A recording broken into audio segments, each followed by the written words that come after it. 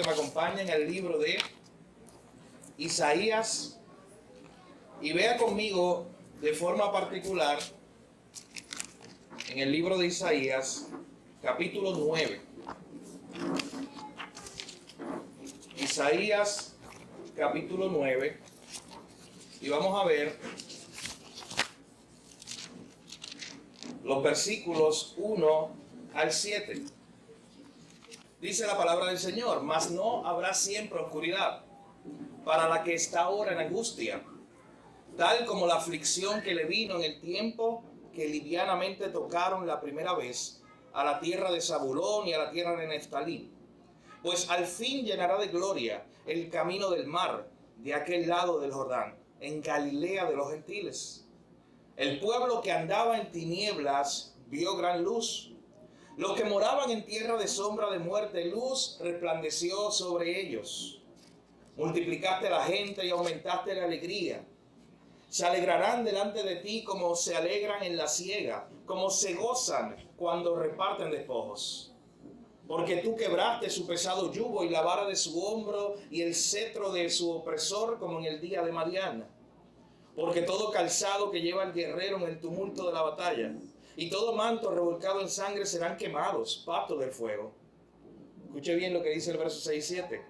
Porque un niño nos es nacido, un hijo nos es dado y el principado sobre su hombro.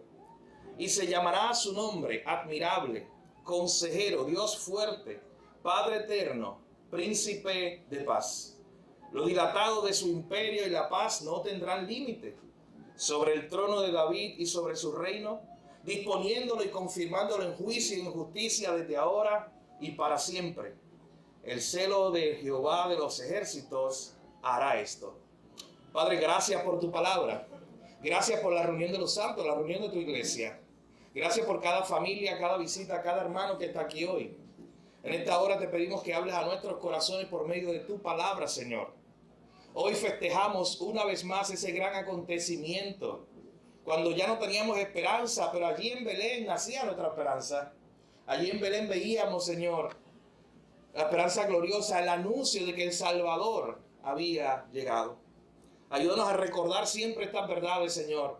Háblanos en esta hora a través de tu palabra. En tu nombre te lo pedimos todo, Jesús. Amén. Mi hermano, en esta hora, partiendo de Isaías capítulo 9, versículos 1 al 7, tendremos nuestro primer sermón de esta época de Navidad. Recuerden que acabamos la serie de Pablo, la carta de Pablo a los Filipenses, y luego hemos comenzado esta serie de sermones relacionados al tema que estamos conmemorando o celebrando. Y luego en el mes de enero, si Dios permite, comenzaremos nuestra nueva serie de predicaciones sobre el libro de Miqueas. Así que le invito a que vaya estudiando la palabra de Dios allá en el libro de Miqueas.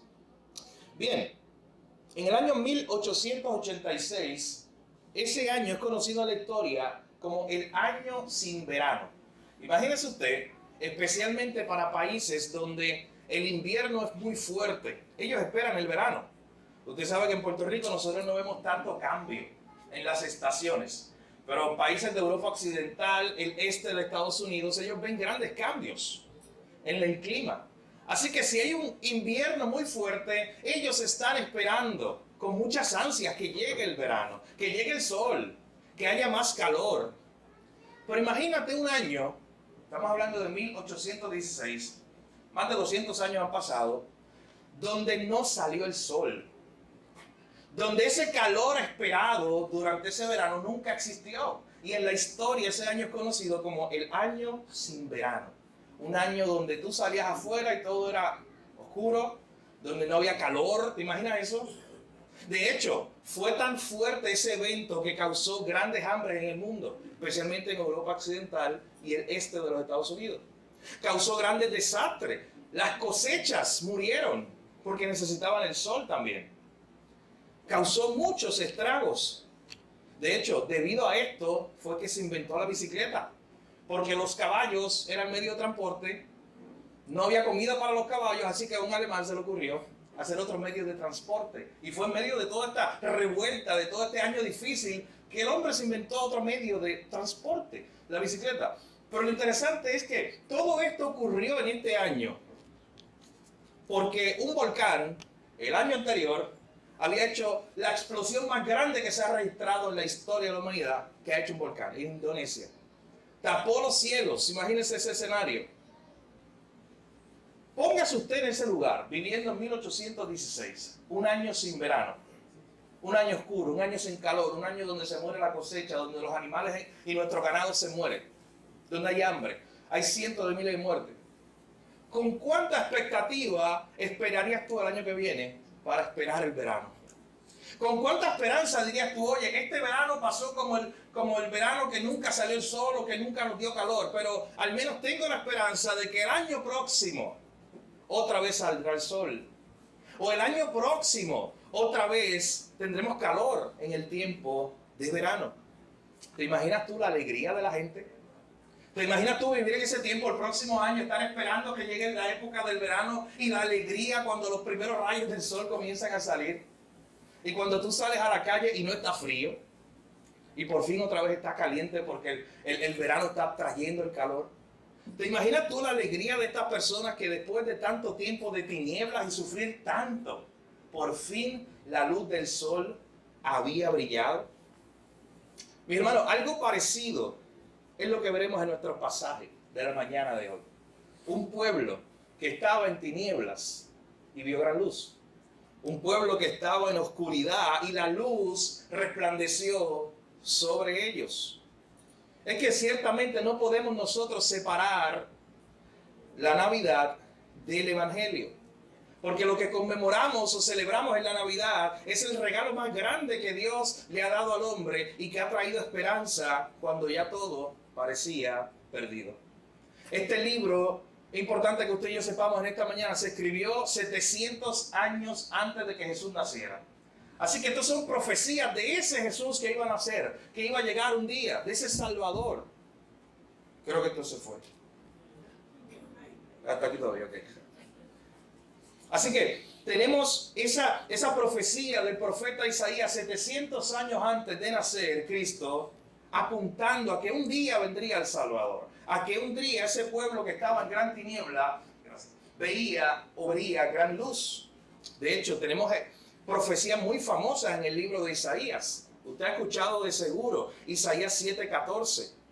Nos habla de un niño que nacería de una virgen y que su nombre sería Emanuel. Así que Isaías nos había ya dado algunas profecías de ese Salvador. La señal sería un niño que nacería de una virgen y que su nombre sería Emanuel, que significa Dios con nosotros. Luego en los capítulos 8 y 9, mis hermanos, nos habla sobre cómo un pueblo que estaba en tinieblas vio gran luz. Y en esta mañana queremos ver dos puntos principales en nuestro pasaje. En primer lugar, los versos 1 al 5, veremos la esperanza prometida. Y en segundo lugar, los versos 6 y 7 de nuestro pasaje, veremos el Salvador prometido. Así que acompáñenme a los versículos 1 al 5. Vean conmigo esa esperanza prometida que se nos muestra aquí. Este profeta le está dando esperanza a este pueblo. Pero miren el contexto de todo. Ese capítulo 9, la primera parte que empieza diciendo, pero no habrá siempre oscuridad. Su contexto inmediato es el versículo anterior del capítulo 8. Véalo ahí en su Biblia. El versículo 22 del capítulo 8 que dice, y mirarán a la tierra, y he aquí tribulación, y tinieblas, y oscuridad, y angustia, y serán sumidos en las tinieblas. Así que tú ves el escenario, y es un escenario de destrucción, es un escenario de desolación, de tristeza, de sufrimiento. El profeta está hablando del estado del pueblo en ese tiempo, un pueblo que estaba verdaderamente en un estado sin esperanza. Estaba en oscuridad, estaba en angustia. Esto es un paréntesis, pero esto es lo importante de leer la Biblia como un todo. A veces tú y yo estamos por la mañana apurados, queremos leer la Biblia un capítulo para hacer un checkmark.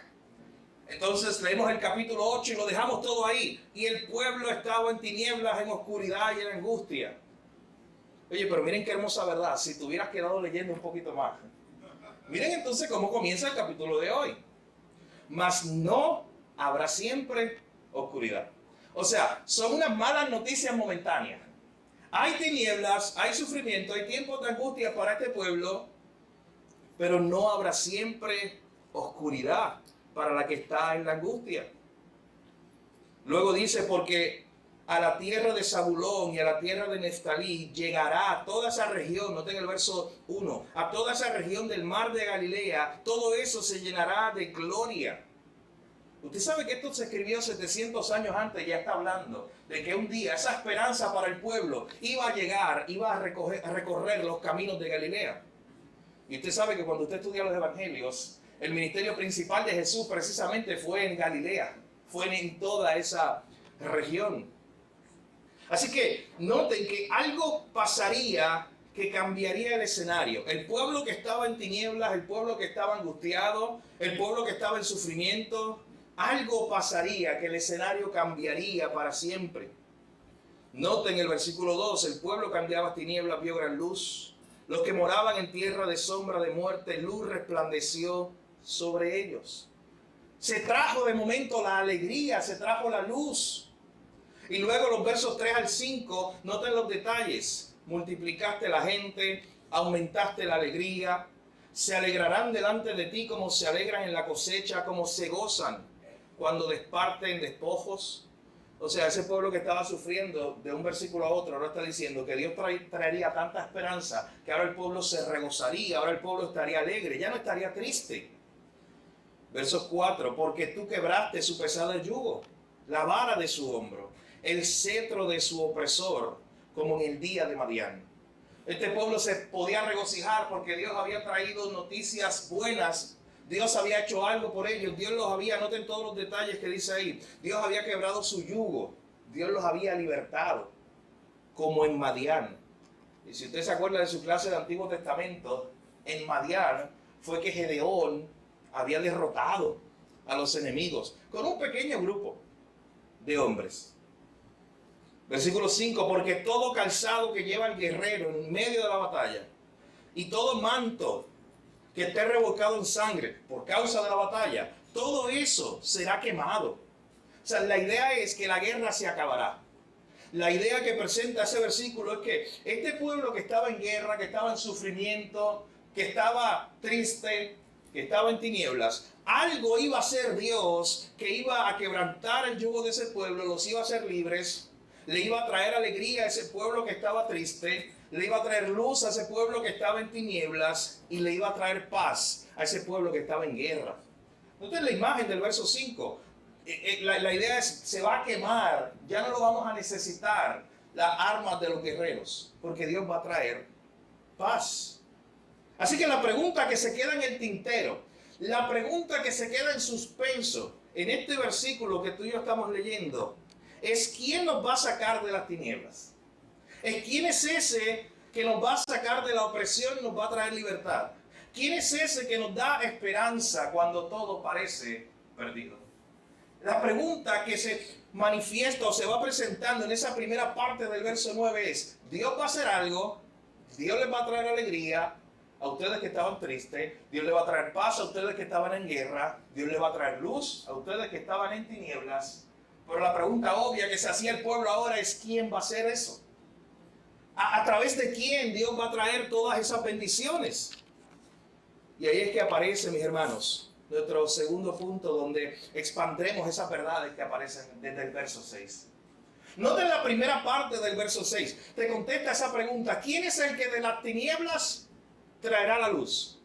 ¿Quién es el que nos traerá paz en medio de la guerra? ¿Quién es el que nos traerá esperanza cuando todo parecía perdido?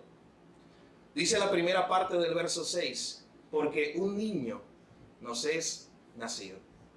¿Tú te imaginas cuando Isaías, el profeta, por primera vez dio esta profecía al pueblo? O cuando la escribió y se la compartió a otras personas. La expectativa que había cuando él estaba diciendo que este pueblo que estaba en tiniebla, que estaba en guerra, que estaba triste, Dios cambiaría el asunto, Dios haría algo. Y tal vez ellos con las expectativas muy altas, pensando ya, oye, ¿cuál es ese guerrero valiente que Dios va a enviar? Oye, Dios va a enviar su ángel más poderoso. Oye, Dios va a enviar un gran rey con un caballo y un ejército. Y nos va a traer esa paz, nos va a traer esa luz, nos va a traer alegría. Todas esas expectativas del pueblo para que de momento Isaías les diga no, porque un niño nos es nacido. Oye, ¿cómo? Tal vez un gran guerrero, tal vez un gran rey poderoso, pero un niño. ¿Cómo nuestra esperanza va a estar puesta en un niño que ni siquiera ha nacido? ¿Cómo es que nuestra esperanza va a estar puesta en un niño que está indefenso? ¿Cómo es eso? ¿Por qué poner nuestra esperanza ahí? Esto como que no tiene sentido. Mis hermanos, Dios siempre escoge métodos para librarnos donde Él se lleva la mayor gloria. Allí en Belén, ese niño que nacía era verdaderamente nuestra única esperanza. Y cuando usted recuerda el evangelio completo, usted sabe que ese niño no se quedó allí, como veremos al final de este sermón. Usted recuerda la historia completa desde el pesebre hasta la cruz. Pero el énfasis que está en este pasaje es que aquel que nos traería luz en medio de las tinieblas, aquel que nos traería paz en medio de la guerra, aquel que nos traería alegría en medio de la tristeza, es un niño que va a nacer. Allí estaba puesta la esperanza de este pueblo. Imagínate algunos desilusionados pensando, ¿cómo que un niño? Y ni siquiera ha nacido. Así que Isaías desde la segunda parte del verso 6 va a comenzar a describir a ese hijo, a ese niño que vendría, a ese hijo de la Virgen, el Emanuel, el que él ya había hablado. Y note los detalles que aparecen ahí, porque un niño nos es nacido, un hijo nos es dado. Hermano, este es el mayor regalo. Por eso nuestro sermón de esta mañana se titula así, el mayor regalo que ha recibido la humanidad. Qué gran bendición que este niño se nos haya dado. Y usted sabe por qué se nos fue dado, porque no lo teníamos. Y usted dice, obvio. Pero es que eso es algo que hay que pensarlo en términos del evangelio. Tú no tenías la salida. Tú no tenías la esperanza. Eso es como cuando tú tienes un problema y sabes que tú no tienes la solución. Hay problemas que tú crees que tienes la solución. O al menos tú puedes hacer algo y tratar de tener la solución. Nuestro hermano David tiene solución para casi todo. Él es lo más cercano a MacGyver que hay entre los conocidos aquí. Esta mañana no había cortina. Ayer me regañaron. Y llegué y me volvieron a regañar porque había dejado otra vez la cortina que me tocaba buscar para la oficina. Y apareció mi hermano David. Hizo un invento y hay cortina allí. Usted no sabe ni que eso no es una cortina, pero parece una cortina. Por el invento que hizo David. Pero ¿sabe qué? Aún los hombres más sabios que tenemos entre nosotros no podían traer solución para este problema más grande que tenía el hombre. Aún los hombres más sabios del mundo, los MacGyver, los David, tú los reunías en una mesa y decías, mira, resuélveme este problema. El hombre es pecador y está separado de Dios. ¿Sabes qué? Ahí se rompía la cabeza. Y ahí intentarían muchas soluciones, pero ninguna fuera efectiva. Así que por eso fue que se nos fue dado un niño. Se nos regaló. Se nos dio un Salvador porque nosotros mismos no pudimos producirlo. Porque ni los hombres más sabios sentándose en un consejo pudieron decir, aquí está la solución para el problema del hombre. Por eso se nos regaló. Hermano, y gloria a Dios por eso. Usted puede estar muy contento hoy. Porque el problema más grande que teníamos, que no tenía solución, Dios lo resolvió por ti. Él envió a su Hijo. Y las noticias gloriosas de salvación son esas, lo que celebramos en la Navidad. Es precisamente eso, un niño que nos fue dado, porque no teníamos esperanza. Porque no teníamos solución. Dios tuvo que hacer algo. Y qué glorioso lo que hizo. Mi hermano, ahora se nos comienza a hablar de algunos de los atributos de ese niño que nos fue dado. Noten cómo Isaías está construyendo este argumento. Un pueblo que estaba desesperado, en tristeza, en guerra, en tinieblas. De momento vio gran luz, ahora tenía alegría y ahora tenía paz. ¿Quién iba a hacer eso? El niño que nacería. Ese niño que nos fue dado porque nosotros no pudimos producirlo. Y ahora, para que la esperanza la tengamos en ese niño que nacería, Isaías comienza a describirlo. Mi hermano, yo quiero que usted sepa, está describiendo a Cristo, a su Señor. Pero miren cómo comienza a describir desde la última parte del verso 6. Un niño nos es nacido. Un hijo nos es dado. y el principado sobre su hombro. La Biblia de las Américas, ese versículo se traduce de la siguiente manera: la soberanía reposará sobre sus hombros. O sea, está hablando de que este niño tendría una autoridad soberana, de que toda la soberanía y toda la autoridad y todo el poder reposaría sobre él. Así que es como una imagen que contrasta, porque un niño tú lo ves débil, un niño tú lo ves indefenso, un niño tú lo ves como dependiente de otro, de sus papás o de un cuidador. Un niño tú piensas que no sabe. Bueno, llama al 911 en una emergencia, de momento que el que venga guiando sea un niño de 5 años y el paramédico del lado sea un niño de 4. Y usted va a decir, ¿qué pasó aquí? Así tal vez estaba el pueblo diciendo, pero ¿cómo que me enviaste un niño? Yo necesito un experto, un adulto, alguien que sepa. Pero ¿qué tal si te dicen, no, pero es que este niño es un experto, es un pequeño genio? Él sabe, olvídate, él tiene todo el conocimiento y todo el poder para ayudarte. Eso es lo que está diciendo Isaías. Ese niño que nacería no sería un niño normal como todos. No sería un hombre más que nacería allá en Belén. En él reposaría la soberanía, en sus hombros. Miren lo que dice, él cargaría sobre él. Él tendría el poder absoluto. Y noten cómo se nos comienzan, mis hermanos, a describir desde la última parte de ese verso 6 los atributos específicos de ese niño. Y prepárese porque eso es una lista.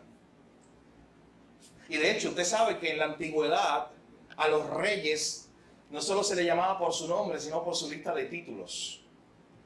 De hecho, esas tradiciones se han conservado. Y usted sabe que en Inglaterra tenemos un rey, porque murió su mamá, Isabel II. Así que el rey que está ahora, Carlos III, usted probablemente vio, tal vez en las noticias, ese cambio, esa coronación a este nuevo rey allá en Inglaterra.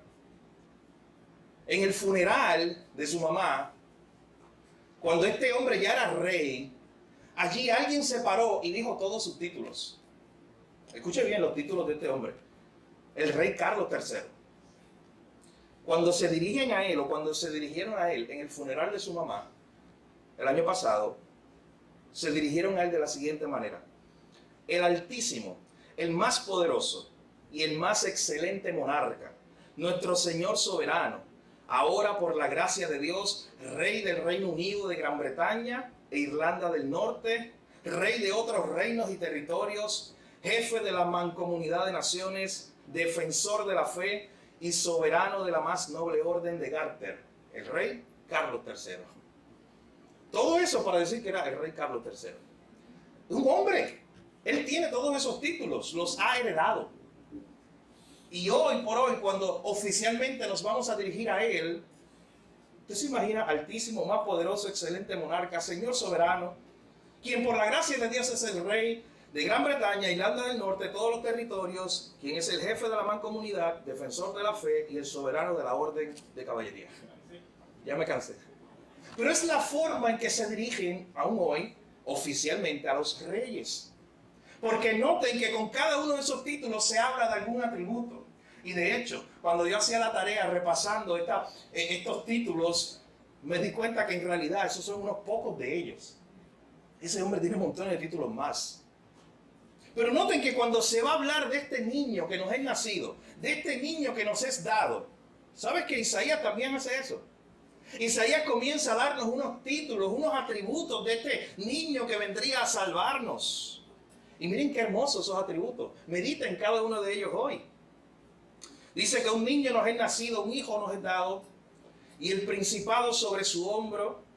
Él llamará su nombre. Miren todos estos títulos hermosos: admirable, consejero, Dios fuerte, Padre eterno y príncipe de paz. Miren el primero, admirable. O sea, comienza ese reconocimiento a este niño que nos es nacido, que tiene sobre sus hombros todo poder y toda autoridad. O sea, que él es un rey. El que había de nacer como niño es un rey. Él es admirable. Él es digno de admiración. Él es digno de que tú te detengas a verlo, a contemplar su belleza. De hecho, mis hermanos, este rey es el único que es digno de ser admirado y glorificado. porque ni todos los libros del mundo bastarían para describir sus atributos. Usted sabe que los reyes se visten con toda su pompa. Hablando de esa misma idea, cuando en los años 50, esta reina que murió, reina Isabel, fue declarada reina en su coronación, ella andaba con una corona que tenía todas las perlas preciosas que están en el diccionario. Estaban ahí en su corona. Y una toga y un traje que llegaba hasta la mitad del edificio. Y la gente la admiraba, y las revistas de la época y los reporteros y admiraban eso. Decían, wow, qué belleza de corona, qué belleza de traje. Admiraban todas esas cosas. Mi hermano, ¿cuánto más nosotros no vamos a detenernos a admirar el único Rey verdadero? Admirar a este Jesús Salvador, el niño que habría de nacer, que es un Rey. Y tenemos que admirarlo. Él es la perla de gran precio, mi hermano. Y es importante que te detengas hoy, si no lo has hecho, a mirar a Cristo. Admirar toda su belleza, todo su esplendor, toda su gloria. Y a alabarlo por quien es Él. Un Rey admirable, un Rey digno de admiración. Un Rey digno de que dediques tu vida, tu alabanza y la gloria y toda la gloria a Él. Pero no solo eso, vea conmigo lo que dice el próximo atributo. Su nombre es admirable. Su nombre o su atributo también es consejero. Mi hermano, a diferencia de los otros reyes que necesitan toda una corte de consejeros para tomar decisiones. Miren, aún en la Biblia, ¿no se acuerda cuando Nabucodonosor tiene que tomar decisiones y busca a los hombres sabios? Por eso es que buscan a Daniel. Porque todos tenían una corte para buscar sabiduría, porque aún el hombre más fuerte del mundo, el rey, no era sabio completamente. Pero este rey que vendría a salvarnos, en él mismo tiene todo el consejo de Dios. En él están escondidos todos los tesoros de la sabiduría. Él mismo, ese rey, que ese niño que nacería, nos vendría a dar todo el consejo del Padre. Él no necesitaría de consejos para reinar. Él reinaría con su propia sabiduría. De hecho, en la Biblia hay versículos que hablan de los atributos de Dios y presentan esta idea diciendo, oye, no hay nadie que detenga la mano de Dios y le pregunte, ¿qué haces? No hay nadie que le dé consejo a Él. Cuando presenta esta idea de que Él es consejero, que Él tiene todo el consejo de sabiduría. Él tiene toda la sabiduría y Él gobierna con toda la sabiduría. Así que Él es digno de admiración. Sobre sus hombros está toda la autoridad. En Él está toda la sabiduría. Y mire lo que dice después, el próximo título. Dios fuerte o todopoderoso, es la misma idea. ¿Te imaginas aquí el pueblo de Israel escuchando por primera vez esta profecía? O leyendo por primera vez cuando Isaías dio esta profecía. Oye, algo no me cuadra. ¿Cómo que es un niño y es Dios fuerte? ¿Cómo que este niño, porque un niño, eso se escucha como lo de que decía ahorita, como débil, indefenso? Pero ¿cómo que ese niño es Dios? Y no solamente Dios, Dios todopoderoso. Entonces cuando tú ves la imagen años después de ese niño que nace en Belén, que no nació ni siquiera en un palacio, viene a nacer en un establo donde comían los animales. Y tú decir, oye, pero es que esto no cuadra. ¿Cómo que estos títulos de ese niño que vendría cuadran con este niño que está ahí naciendo entre los animales? Este no era, hay que buscar a otro. De hecho, ¿usted sabe por qué los sabios de Oriente fueron al palacio de Herodes? Fueron a buscar a ese niño que nacería. Estaban buscando algo en un palacio. Así que cuando aún todos los pastores, todos estaban sorprendidos de que esa profecía que hablaba de un rey poderoso, lo encontráramos allí naciendo en un pesebre. Pero noten este título, Dios fuerte. Para este rey que nacería no habría nada imposible.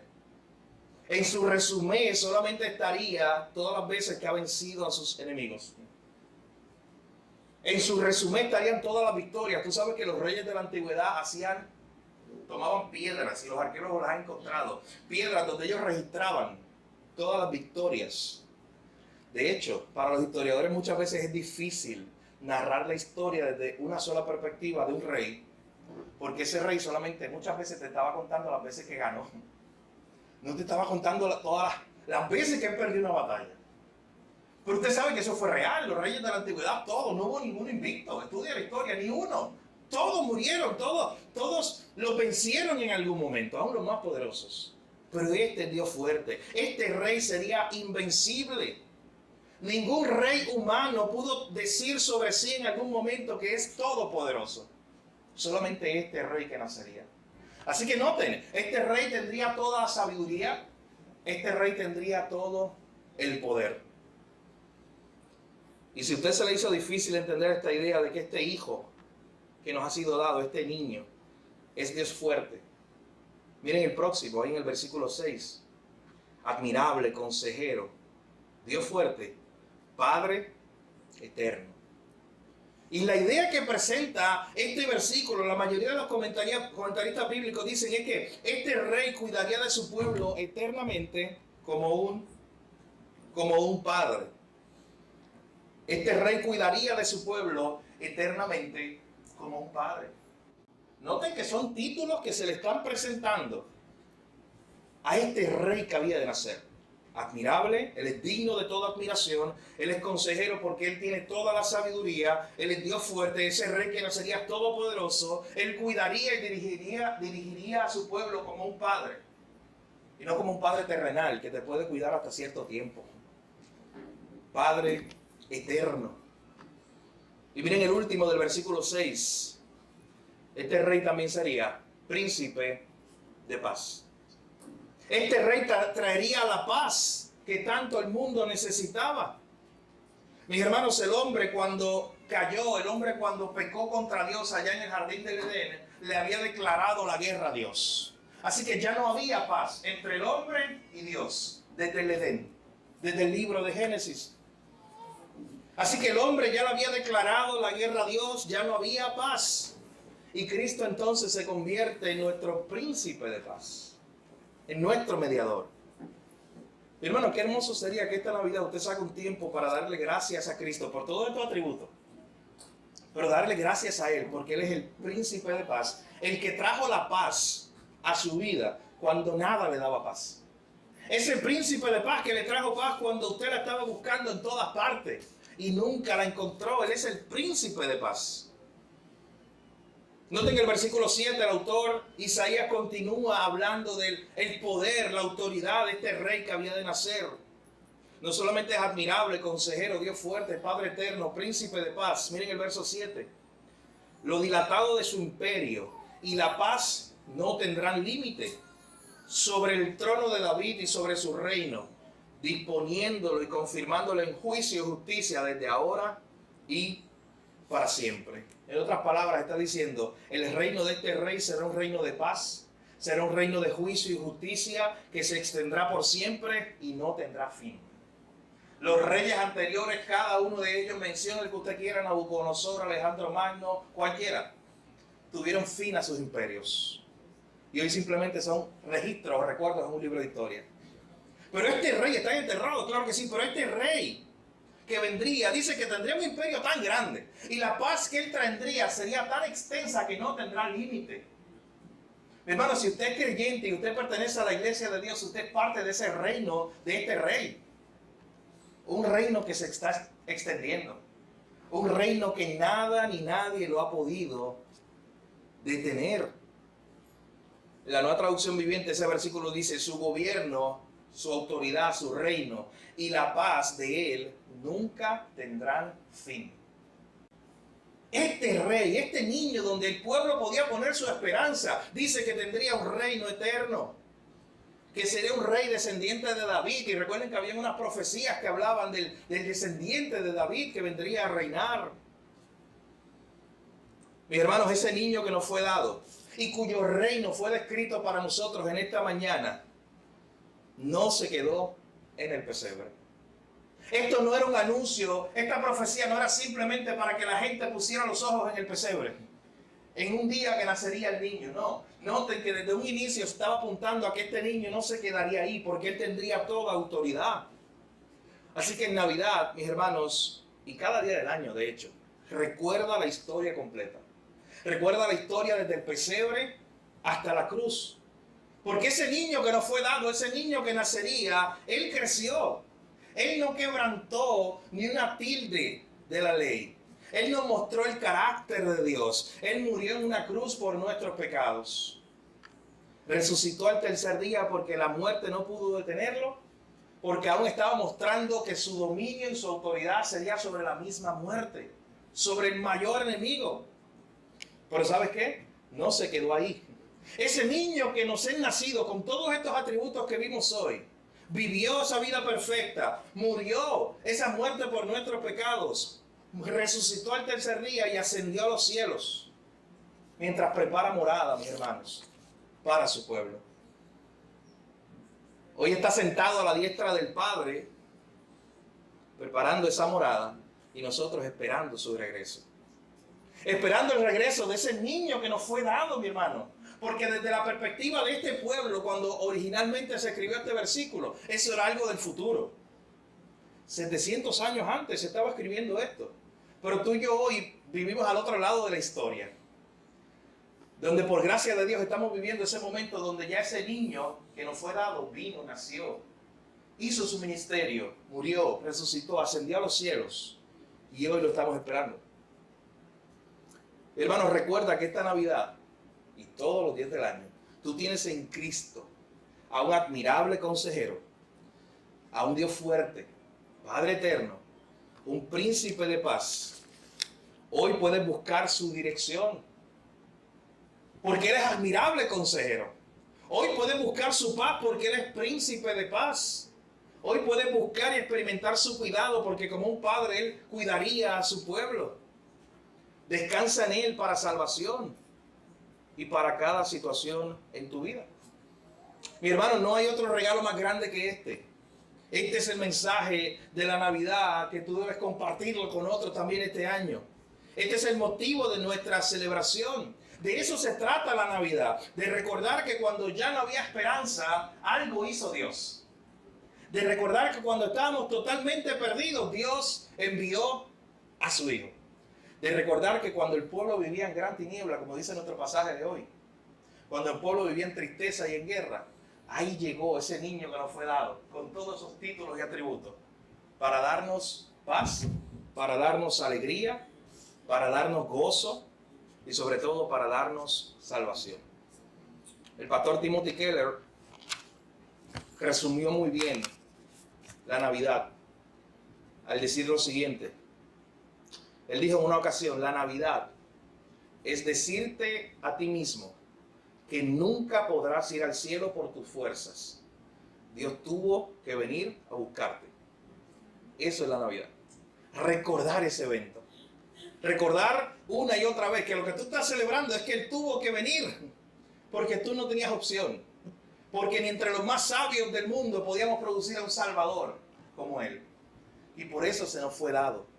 Mi hermano, es un regalo, algo que te fue dado, algo que tú no compraste, algo que tú ni siquiera pediste, algo de lo cual tú estabas escapando probablemente. Es un regalo la salvación. Este niño que nos nació allá en Belén es un regalo. Y la pregunta que hacemos para terminar, ¿tienes tú ese regalo? ¿Lo atesoras? ¿Conoces a este niño con todos esos atributos si no lo dejas allí en el pesebre? Si no recuerdas la historia completa hoy. ¿Recuerdas que murió por tus pecados y resucitó al tercer día? Pero también como creyente, es un buen tiempo para pensar en lo siguiente.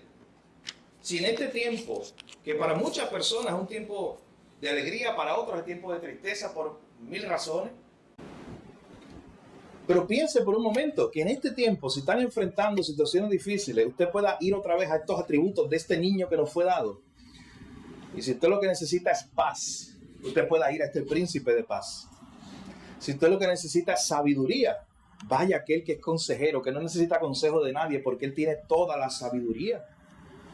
Si usted necesita provisión y cuidado, vaya y descanse en este Emmanuel, Dios con nosotros. De hecho, si usted se siente solo, mi hermano, recuerde solo ese nombre. La idea de Emmanuel, Dios con nosotros, significa que Él vino aquí. Él se encarnó para vivir entre nosotros y traernos salvación, cuando nada nosotros podíamos hacer. Hermano, esta Navidad recuérdatelo a ti mismo, pero ve allá, a todas las fiestas de Navidad que te inviten, aprovecha esa ocasión para contarle a alguien acerca de qué significa la Navidad, acerca de este niño que nos fue dado. Quiero contarte una historia, dile a la gente, de un pueblo que estaba en tinieblas, que no tenía esperanza, que estaba perdido. Algo hizo Dios para salvarlo. ¿Y sabes qué? Lo que le envió o lo que le prometió era un niño con todos estos atributos.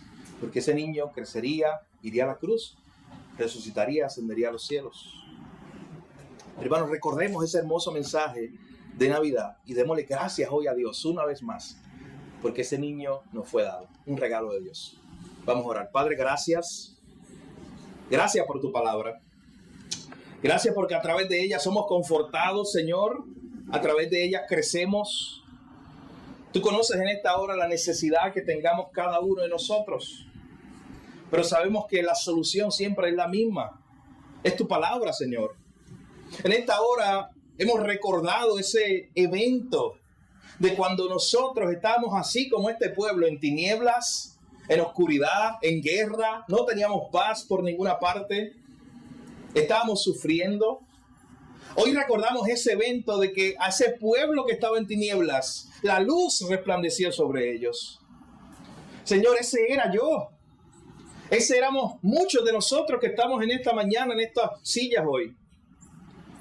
En nuestro momento de más oscuridad, tú brillaste, tu luz brilló sobre nuestra vida, sobre nuestra familia. Oh Señor, eso nos muestra la esperanza que podemos tener en ti en esta mañana. Aunque si estamos viviendo en un momento de gran oscuridad hoy, por la razón que sea, tenemos la esperanza de que tu luz puede brillar sobre nosotros como lo hizo una vez allá en Belén. Gracias por tu palabra. Gracias porque nos diste a este niño, porque fue un regalo. Porque por gracia, Señor, se nos dio a este Salvador tan glorioso. Consejero, admirable, digno de admiración. Permite que nosotros podamos admirar todos los atributos de Cristo hoy. Este Dios fuerte, todopoderoso, que es capaz de lo imposible.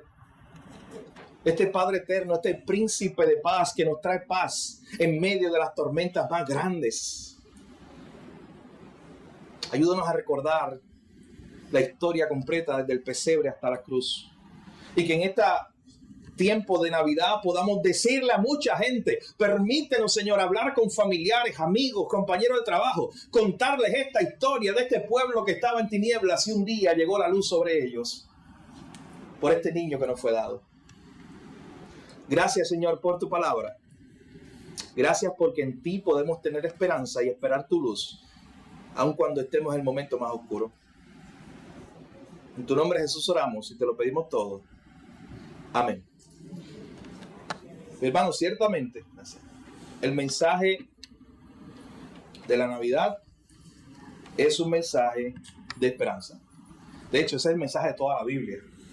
No importa dónde tú estés, entre Génesis y Apocalipsis, tú vas a encontrar esperanza tras esperanza. Bueno, empieza a leer la Biblia si nunca lo has hecho. Empieza a leer cómo Dios creó todas las cosas hermosas, bonitas, buenas. El hombre pecó, dañó todo, distorsionó todo. Dice, ¿y ahora qué va a pasar? Y ahí aparece la esperanza del Señor, diciendo, yo voy a hacer algo. Yo voy a proveer a un Salvador. Lo que tú no puedes hacer, yo lo voy a hacer. Y eso es esperanza que nos da el Señor. Así que gocémonos en esta Navidad, mi hermano, en esta temporada, con este glorioso Salvador que se nos ha dado en Cristo Jesús. Y vaya, dígale a otros, no se quede callado. Cuéntele esta historia a otros, este pasaje que hemos visto en la mañana de hoy.